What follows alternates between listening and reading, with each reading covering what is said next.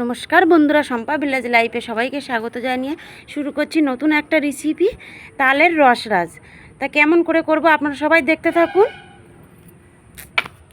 গ্যাসটা তো আমি ধরিয়ে নিয়েছি আর কড়াটাও বসিয়ে দিয়েছি, কড়াটাও গরম হয়ে গেছে। এবার এই যে তালটা কেটে রেখেছিলাম, এবার কড়াইতে দিয়ে দেবো।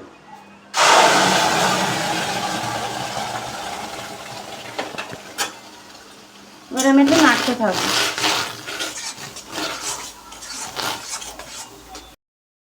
তালটা তো আমি ভালো করে নেড়ে নিয়েছি, এবার পরিমাণ মতো সুজি দিয়ে দেবো।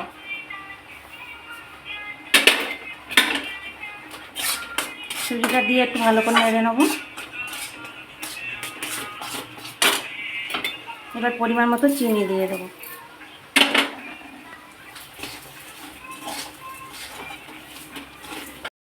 এবার পরিমাণ মতো লবণ আর পরিমাণ মতো একটু ময়দা দিয়ে আমি একটা ভালো করে ডো বানিয়ে নেব।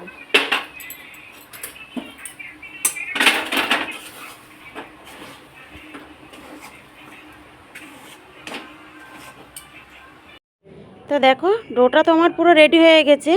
এবার ডোটা আমি নামিয়ে নেব। নামিয়ে নিয়ে এবার 10 মিনিট রেখে দেবো। 10 মিনিট পর এটা ঠান্ডা হয়ে গেলে ভালো করে আমি মেখে নেব। এটা ভালো করে হালকা হাতে দেখো, ডোটা তো আমি ভালো করে মেখে এরকম করে হাত দিয়ে চেপে চেপে নিয়েছি। এবার এটা আমি পিস পিস করে কেটে নেব।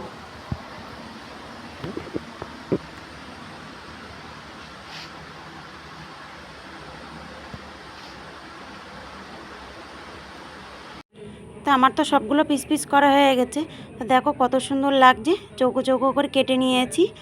এবার এইগুলো আমি কড়াটা গরম করে তেল দিয়ে ভেজে নেব। তো দেখো, তেলটা তো আমি গরম করে নিয়েছি। এবার এক এক করে সবগুলোই ভেজে নেব।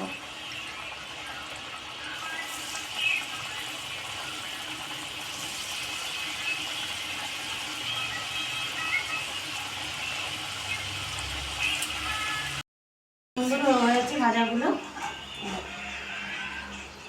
কত সুন্দর হয়েছে। দেখো কি সুন্দর ফুলেছে।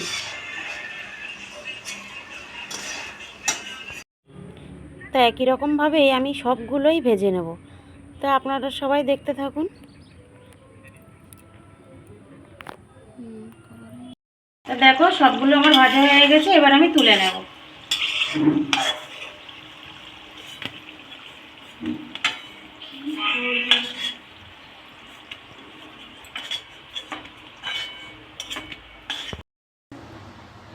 দেখো, আমার তো ওগুলো সব ভাজা হয়ে গেছে।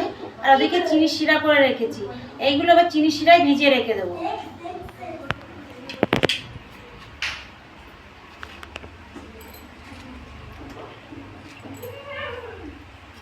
10 মিনিট ভিজানো থাকবে।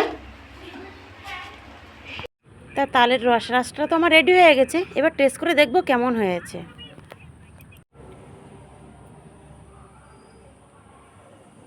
তা আজকের মা টেস্ট করে দেখবে কেমন হয়েছে।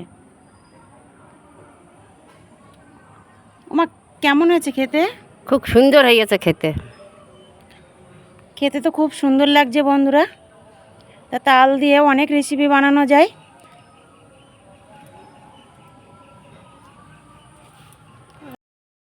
খেতে তো বন্ধুরা খুব ভালো হয়েছে। তা আপনারাও বাড়িতে বানিয়ে খেয়ে দেখবেন, খুবই ভালো লাগবে। তা ভিডিওটা এখানে শেষ করছি, আবার আসছি পরের ভিডিওটা ভালো লাগলে লাইক কমেন্ট শেয়ার করবে।